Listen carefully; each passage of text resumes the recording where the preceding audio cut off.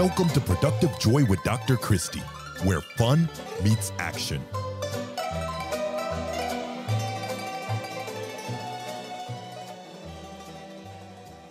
Hi, friends. Welcome to Productive Joy. You are in for another treat today because I know some really smart people. Today is absolutely not an exception to that, and I can't wait to introduce you to Sydney. But before I do, I would love for you to follow this podcast. If you're not already following, just hit that subscribe button on YouTube or the follow on Spotify or Apple, because that's how you get this automatically.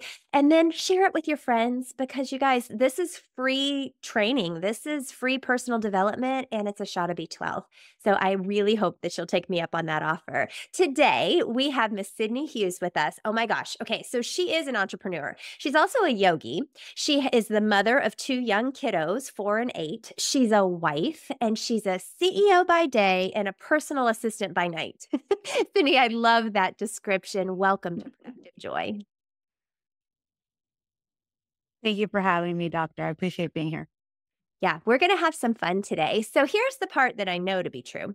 People are funny and they only choose to listen for about 30 seconds before they keep listening.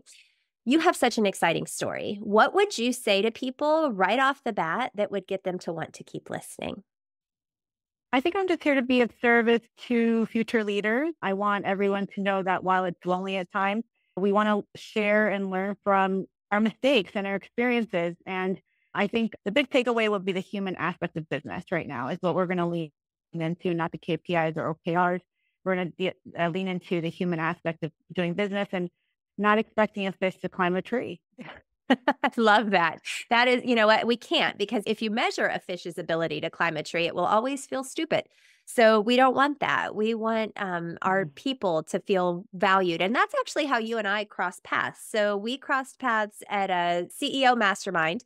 And then you had me come and talk to your crew, which I am totally in love with all of them, by the way, but your leadership team. And we talked about personalities and how to leverage those personalities in the workspace.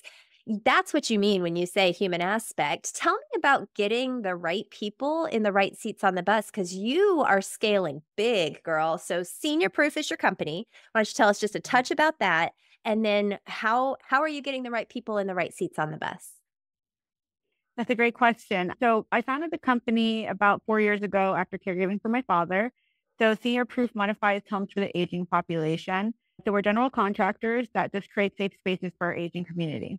And I founded the company after picking my dad up off the floor. So this mission is bigger than me. It's bigger than my team. And while we scale nationwide, it's very exciting, but there is a lot of growing pains that come with entrepreneurship. We are not venture backed, right? We don't have private equity involved. So we bootstrapped this baby, which means that there was a lot of learning lessons in the way from hiring and onboarding. And, at the beginning of the business, you start pulling from your personal network and friends and family, which I do not suggest doing, 4 years in.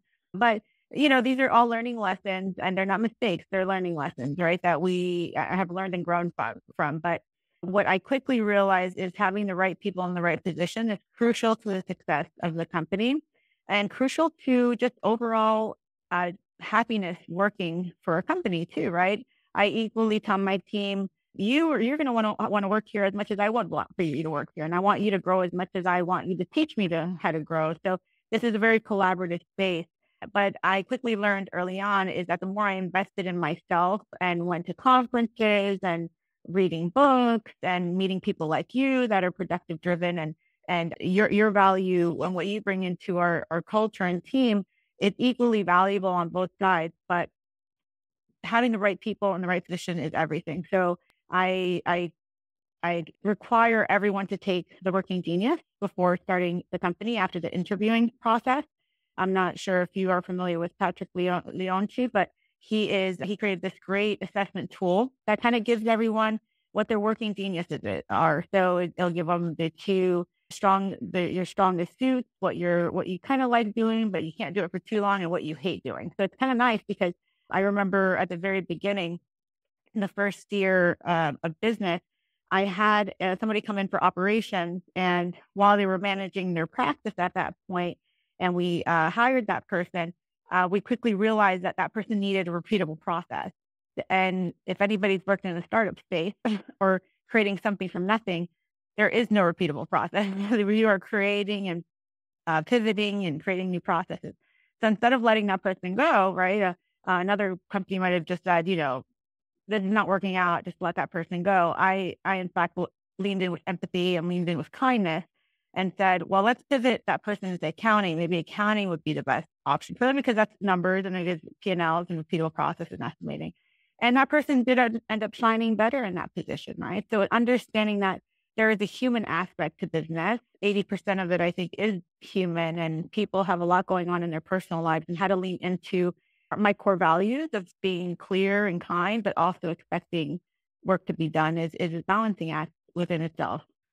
Yes, it is. And when you employ family and friends, that's a very fine line, I'm sure. And I understand that piece of advice that you're giving because as much as you love these people, you're like, and I need you to work, right? And I need you to be good at what you're doing. And so I've watched you with these beautiful people help them find their superpowers. And that's what I think is so special about you, Sydney, is that you had to scrap it all together and figure it out, but then you also went, okay, wait, we can get better and we can all be doing the right things at the right time. And that's what I think is making you such a successful business. So you help seniors be safe in their homes. That's the crux of what I understand it to be. So it's everything from, the things that help you get out of the bathtub, right? Or to make sure that you don't fall in the shower. You are taking care of people, and that is a moral imperative. But now you're taking care of people like via major home improvement stores, right? Yes, that is the mission. We built Lowe's into the business model, so we are scaling alongside Lowe's. And so we are a turnkey solution to create that peace of mind, not only for the independent senior, but also the caregiver. Remember, the caregiver is also going through this new journey in life of caregiving for their loved ones. So our occupational therapists go out, they evaluate the home, they provide recommendations, and as general contractors, we do everything from like you mentioned, grab bars, bed rails, all the way to major construction for equivalent showers, wheelchair accessibility. So the goal here for me, my mission is to be a resource to not only, like I said, the independent senior, but me. I needed a senior proof. I needed somebody 5 or 6 years ago to hold my hand with my dad because I had no clue where to start. But I had 14 years of construction experience at that time, so it was my calling. So my dad was my first client without even knowing he was going to be my first client. Wow. What a special story. And now you get to help people like you and people like your dad. There are lots of us out there that are caring for aging parents, that are made caregivers unintentionally. Maybe it's a neighbor, whatever. But how cool that you take them full circle. So I just heard you say that occupational therapist comes in first and assesses what's needed. So it's not just assumed. You actually go through and say, okay, this person needs X, Y, and Z. This person needs WXY, right? Like everybody doesn't need exactly the same thing. That is so amazing. I love it. And what again is cool to me is you're figuring it out as you go, right? So what I know why you ended up starting your business, but what did you do before this? Like what led you into having this skill set? So I started my construction career with the Haskell Company many months ago, and they're a big design build firm in Jacksonville, Florida. And so that kind of pivoted straight into construction. I started as an admin, worked my way up to project coordinator, business development, and ended my career as a financial controller for a big developer in Aventura for 7 years in Miami.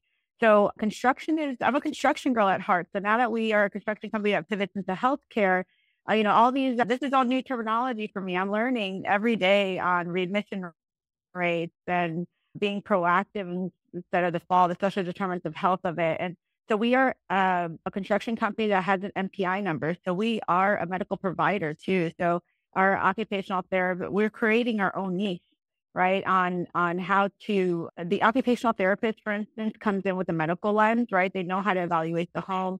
But they don't know anything about construction, right? They don't know about the studs and the build out and the doorway expansion, the electrical panels and all the door jams that get involved, right? So we're teaching on the construction side.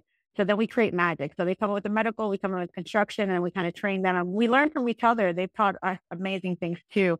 But I am a construction girl at heart. So Like I tell most people when I'm in big executive meetings is that I may curse here and there, but I'm also from Queens, New York. So it might, it might come out naturally. So please forgive me. I have to be genuine to who I am. And I am a construction girl at heart. So that's where I said my dad, not unknowingly, was my first client because we had to put in those grab bars for ADA guidelines. And, I started reaching out to a handyman and then I needed a general contractor. They didn't know what they were doing either. So because DCs generally are building these big 30, 50,000 square foot buildings, right? They're huge. They're big skyscrapers.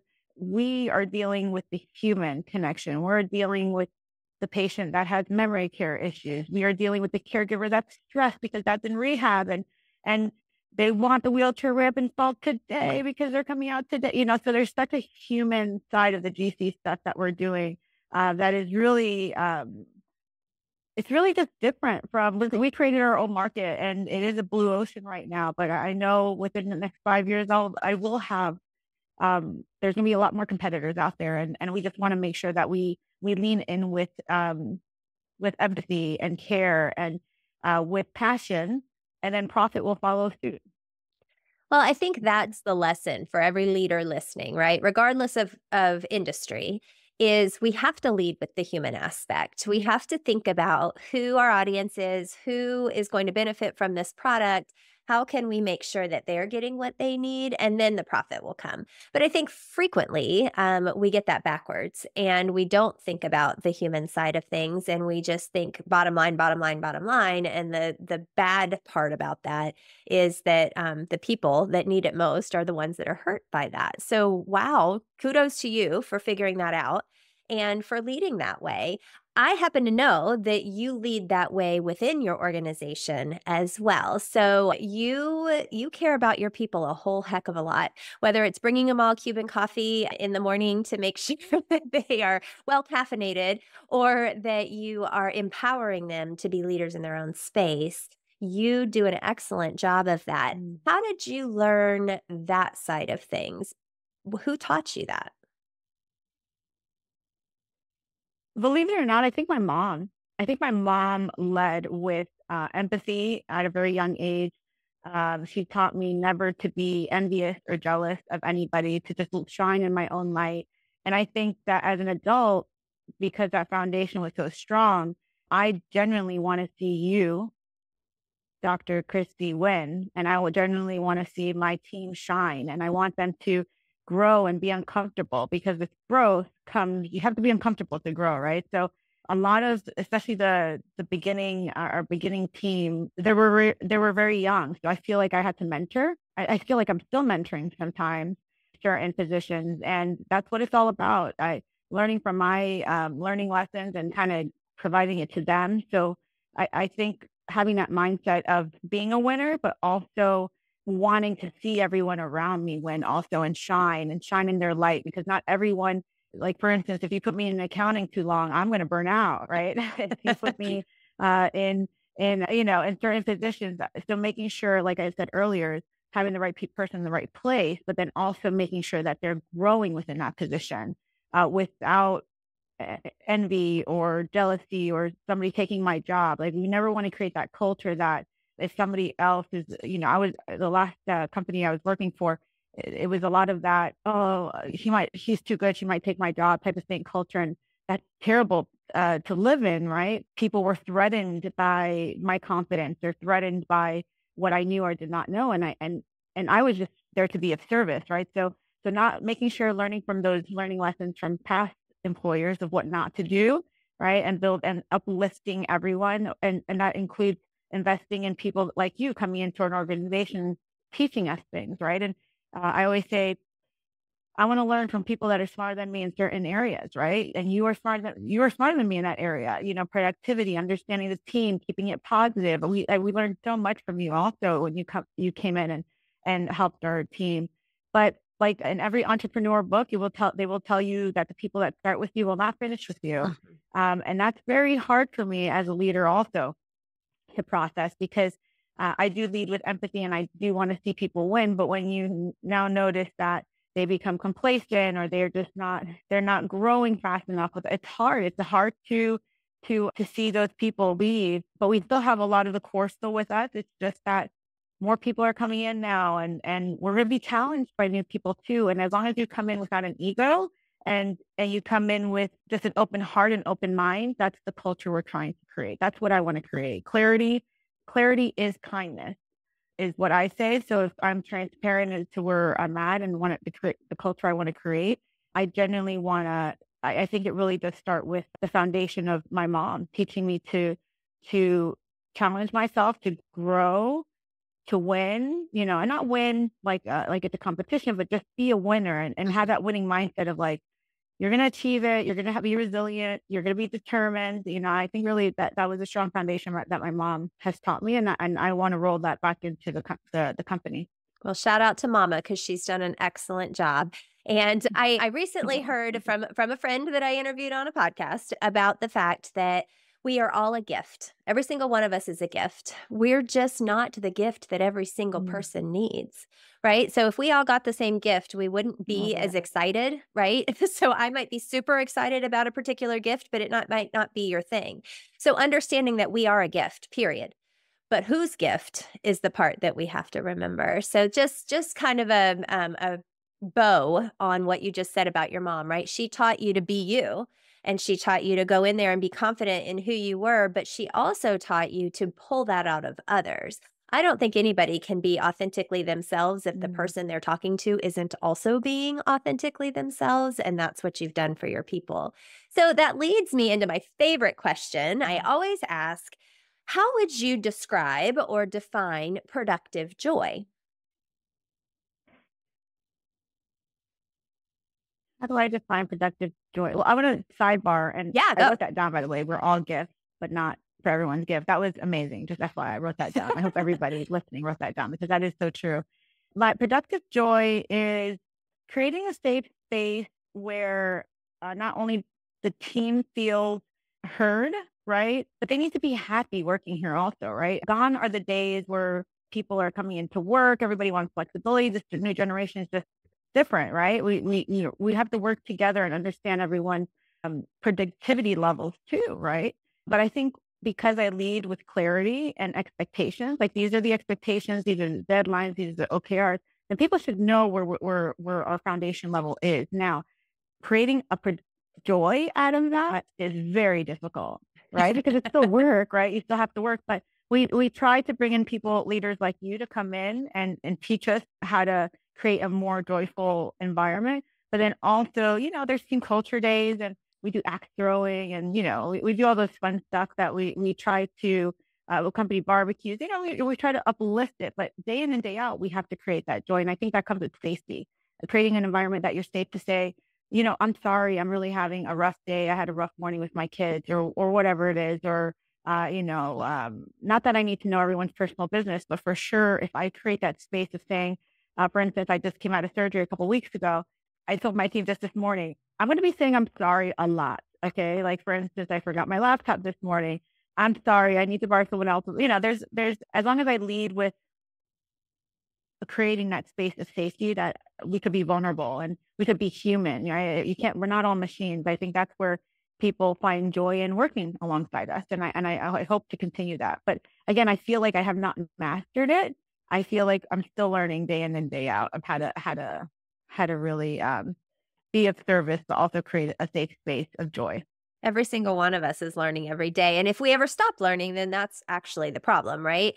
And so I think it's cool that you literally defined productive joy as psychological safety, right? Like being able to make mistakes, say I'm sorry, ask questions, not know the answers. As the leader of this company, you are modeling for your people, hey, own it. If you forget your laptop, you say, I'm sorry, I forgot my laptop. Not how dare you, nobody is going to come after you with that. And that is rare. So psychological safety is something that I've been studying for years. And what I know to be true about it is when it's there, it's obvious. When it's not there, it's obvious. But to define it is difficult, right? So what is it that we mean when we say psychological safety? And you just beautifully explained it's being able to own your mistakes. It's being able to ask questions. It's being able to say, I don't know, and not be reprimanded for that. So well done creating productive joy and psychological safety in the workspace. That's quite a feat, ma'am. No, I didn't even know, but thank you. Yes, and I value your opinion so well because you are in this space. But again, it's just a human connection of what we're doing here, whether it's being for our patients or for our team. We're human first, right? I have a 4-year-old and 8-year-old, so I that's why I always say I am a CEO by day and a personal assistant by night because there is no balance. It's just ebbs and flows, and I'm human and I'm going to make mistakes, and I tell my kids that too. I'm not perfect, and how can we learn from each other? Yeah. I have a dear friend that we talk about parenting a lot because I'm a few years ahead of her in the parenting game. My kids are 23 and hers are 11 and under. And what we talk about is it's not that you're not going to yell at them and it's not that you're not going to overreact or have a moment. It's how you handle the moment after that matters, right? So after the blow up, after the frustration, after the whatever, going back into their room and saying, mommy didn't handle that very well. I'm sorry. And here's what was going on for me. How did that make you feel? I think that's the key to good parenting isn't getting it right all the time. It's owning up to what you don't get right. And doesn't that translate into being in charge of a company too? Right? It's just owning your mistakes and moving past them. You took the words right out of my mouth because that's what I was going to say. Every parenting book I've read, I've implemented in business too. So it really translates right back into business. Yeah. Well, and as an educator, a lifelong educator, what I know to be true is that the behavior you see in a 5-year-old is the same behavior you see in a 50-year-old. It's just had more time to become a thing. So, for the last 45 years, Mm. they've been honing their craft at throwing a temper tantrum or, not liking a certain thing or whatever. And yes, we're all on a road to getting better. But the reality is that we have some certain innate parts of us that show up when we're uncomfortable or frustrated. I think the other cool part about you, Sydney, is I don't think there are a whole lot of, and this is going to be stereotypical, and I don't mean to be, but construction brings with it its own mindset of how people are going to behave, right? And I don't think that stereotypically speaking, people would say that's the most psychologically safe space, right? You're building things, get out of my way. I got this. Don't screw this up. And because it's serious, right? Somebody gets hurt if you do, but to have psychological safety in that construction space too and demand that of your people is really cool. Just really cool.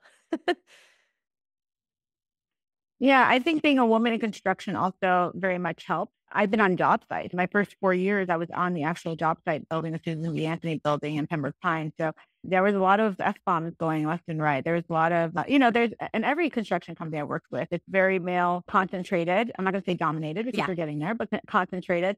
And, we need both, we need to collaborate better on the human side. And I think that I know I do a good job on speaking about mental health, right? Mental health, I go to therapy every 2 weeks. I always tell people, and I put this on a podcast, I don't mind it in the universe because my mental health has to outweigh this company. My mental health has to outweigh everything, my kids, everything, because if mom is not right and the CEO is not right, then nothing else is right. That's how Right. it's a domino effect. So talking about my mental health, especially in the construction industry, is it's a very taboo topic, but it is with the help of some colleagues of mine. They are creating and opening that space to talk more about men struggling with mental health and depression and anxiety in their own way and not making it taboo anymore. So I think that because of now 18 years of construction experience, I've seen it. I've seen it firsthand. I've had technicians come to me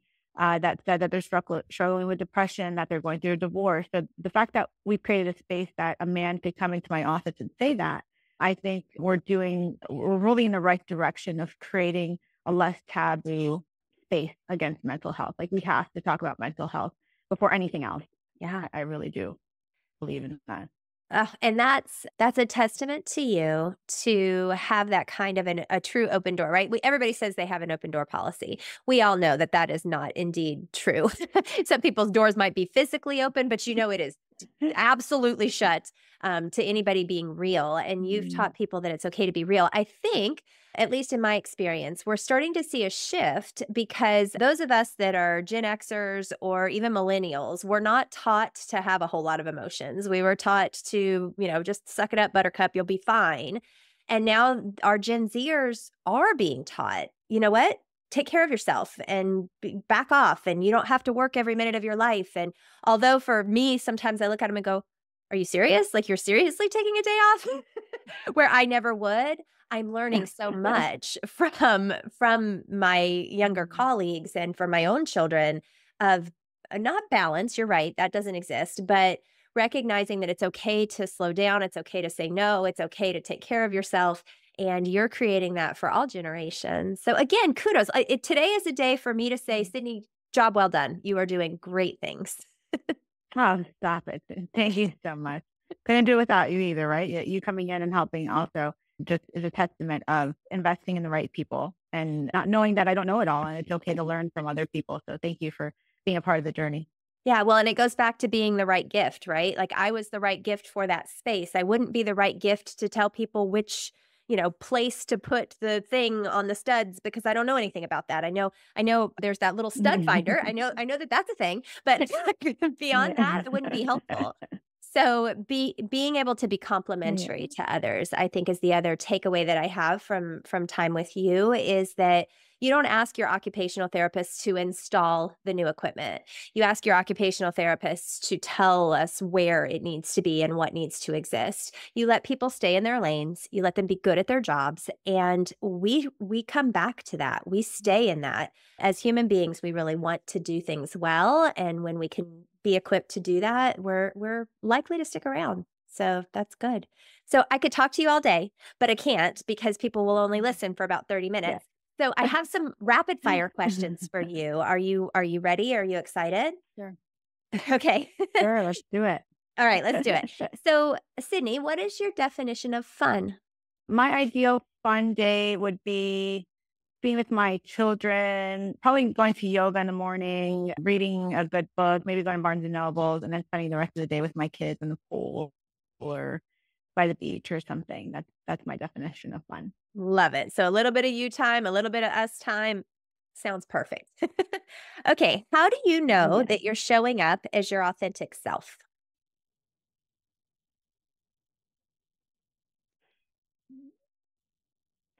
I don't. I might. This might be a cliche, but I don't know what other way to be. Cool. Being from Queens, New York. I think that I was culturally surrounded with people with big opinions, right? So I am who I am. And I always tell my family and my team that I am not everyone's cup of tea because I am champagne. Oh, I like that. I'm not everyone's cup of tea because I'm champagne. You know what? I'm stealing that one. You stole mine, I'm stealing yours. Not everyone's cup of tea. I love it. Okay, so how do you channel your best self on your worst days?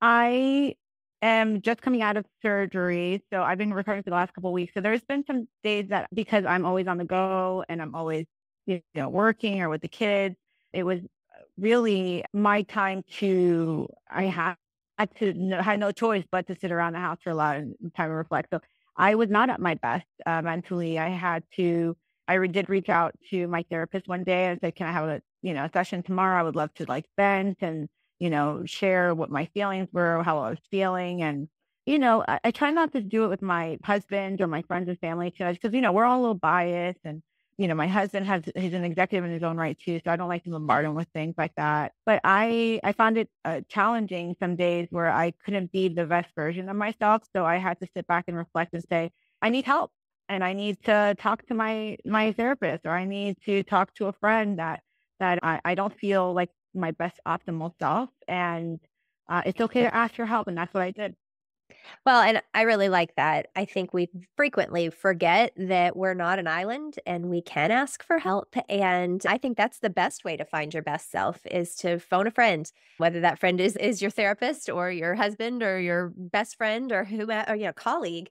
Just telling somebody, hey, raise that hand. I need a little something today because it's not working out for me. And I can totally relate to being forced to slow down and that causing a little bit of mental what in the world. I am a go hard. And when I sit down, I go to sleep. So when I am in that go Yeah. hard, if I get stopped, that's hard. So I do understand. And I think that's a really great answer to what to do when that happens. So Great. great answer. Great answer. Okay. So final question. And this one's tough because you've said lots of things about being human and about recognizing which seat you belong in on the bus and being yourself and all that good stuff. But if people could only remember one thing that you've said so far today, what's the one takeaway you really want them to have?